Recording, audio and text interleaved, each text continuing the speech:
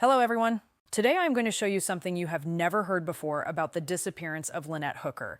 The mystery surrounding Lynette Hooker's disappearance just took a terrifying new turn, and every single shred of suspicion is now pinning directly onto her husband, Brian. If you think you know this case, forget everything you've heard, because what investigators just uncovered changes absolutely everything. Brian swore under oath that he was lost at sea for 8 agonizing hours, desperately paddling a broken dinghy in pitch-black darkness. But a ghost hiding inside their multi-million-dollar luxury yacht just shattered his entire alibi into a million pieces. The tech forensics don't lie, and what they found completely flips this tragedy into something deeply sinister. You cannot afford to blink or skip a single second of this video, because the chronological timeline we are breaking down today exposes a web of lies so calculated it will leave you completely chilled to the bone. Stay right where you are. 17 minutes after Lynette Hooker disappeared, a bright light suddenly flashed from the yacht she was supposedly nowhere near. Then another strange light appeared hours later.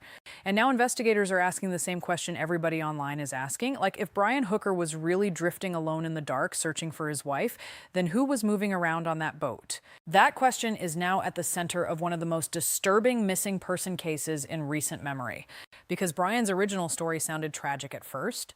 He claimed he and Lynette were heading back to their yacht, Soulmate, on a small dinghy after dinner in the Bahamas. According to him, rough winds suddenly picked up. Lynette somehow bounced off the dinghy into the water, and darkness swallowed her before he could save her. But the deeper people looked into that timeline, the stranger everything became. Witnesses near the area reported hearing a loud splash coming from the direction of the yacht itself. Not from open water, not from far away where Brian claimed the accident happened. Near the yacht.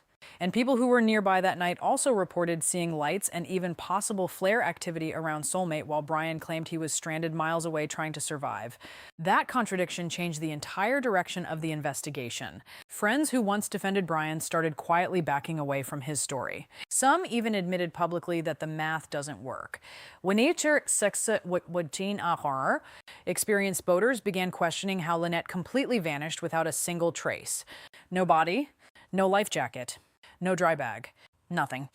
And then another detail pushed people even further into suspicion. Search experts familiar with the Bahamas waters said bodies normally resurface in that area. Even retired investigators began openly questioning whether Lynette was ever in the water at all. That's when authorities shifted focus from the ocean to land searches, cadaver dogs, and forensic analysis of the yacht itself. Now, the U.S. Coast Guard has reportedly seized Soulmate as part of a growing criminal investigation, and every new detail coming out only seems to make Brian Hooker's timeline harder to believe. Because this case is no longer just about a missing woman lost at sea. It's about the terrifying possibility that the real story never happened the way Brian said it did. The more investigators examined Brian Hooker's story, the more impossible it started sounding. One of the biggest problems was the drifting timeline. Brian claimed strong winds pushed him for hours across the water after Lynette disappeared. But experienced sailors who knew that exact area said the conditions near the harbor were nowhere near violent enough to create the kind of chaos Brian described.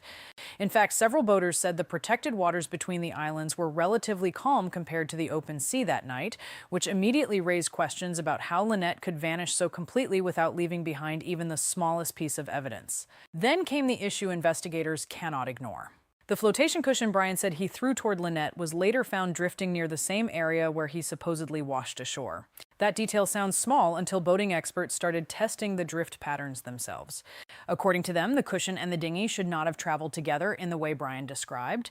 One boating friend even admitted he tried recreating the scenario on his own boat and quickly realized the objects separated almost immediately in the current. That experiment became one of the strongest unofficial challenges to Brian's version of events. But what truly disturbed people was the complete absence of Lynette herself. Search teams spent days combing the water. Helicopters scanned the area. Divers searched below the surface. Nothing appeared. Not her body. Not her belongings. Not even the blue jacket friends say she was wearing that night. Experts familiar with the Bahamas waters publicly admitted that disappearances like this are extremely rare in that region. Bodies usually resurface. Personal items usually drift ashore. Yet in Lynette's case, it was as if she vanished without touching the ocean at all. That possibility completely changed the mood around the investigation. Authorities reportedly began focusing less on an accident at sea and more on what may have happened before anyone entered the water. And once cadaver dogs became involved in land searches, people online started believing investigators were quietly moving toward a much darker theory. Because now the biggest question is no longer whether Lynette drowned. The real question is whether the ocean was only used as the cover story. As investigators kept digging into Brian Hooker's past, the case suddenly became even darker, because this was no longer just about strange lights, missing evidence, or impossible drift patterns. People close to Lynette started revealing allegations that completely changed how the public viewed Brian. According to Lynette's own daughter, Brian had allegedly threatened to throw Lynette overboard years before she disappeared. She also claimed there were past incidents involving choking and violent behavior inside the relationship. That revelation hit the internet like a bomb. Friends who once defended Brian suddenly started admitting they were struggling to believe him. One close boating friend publicly said the Brian he knew would have stayed in the Bahamas, searching nonstop for his wife. Instead, Brian quickly returned to the United States while Lynette was still missing. To many people watching the case unfold, that decision felt cold and unsettling. Then viewers started noticing something else during Brian's interviews. Every time difficult questions came up, his answers seemed to drift away from the actual point.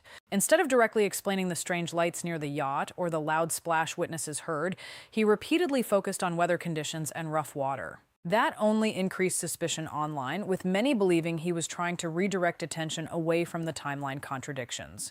But one statement from Lynette's daughter may have changed everything for investigators. She said Brian allegedly threatened more than once to kill Lynette and throw her into the ocean. And now people are asking a terrifying question. What if Lynette Hooker's disappearance was not a tragic accident at sea, but the final chapter of something that had been building for years? As the investigation reached its most intense stage, authorities began shifting their attention directly onto the yacht Soulmate itself. What once was treated as a tragic accident scene was now being processed like a potential floating crime scene.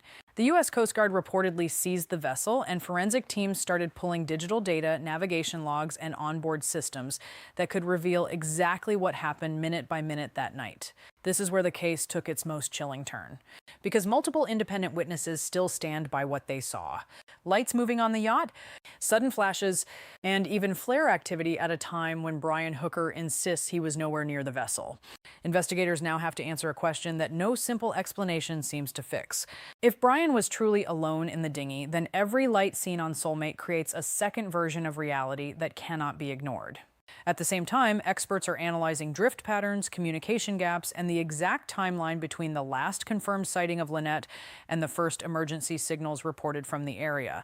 Every layer they uncover makes the original story harder to hold together. And yet the most haunting detail remains unchanged. Lynette Hooker has never been found. No body, no confirmed wreckage, no final trace that clearly explains what happened after she disappeared from that dinghy. Now the case stands at a breaking point. Either this is one of the most unusual maritime disappearances investigators have ever seen, or something far more deliberate is hidden beneath the surface of a story that still doesn't fully make sense. And until the truth finally comes out, one question continues to echo louder than everything else. What really happened on Soulmate that night?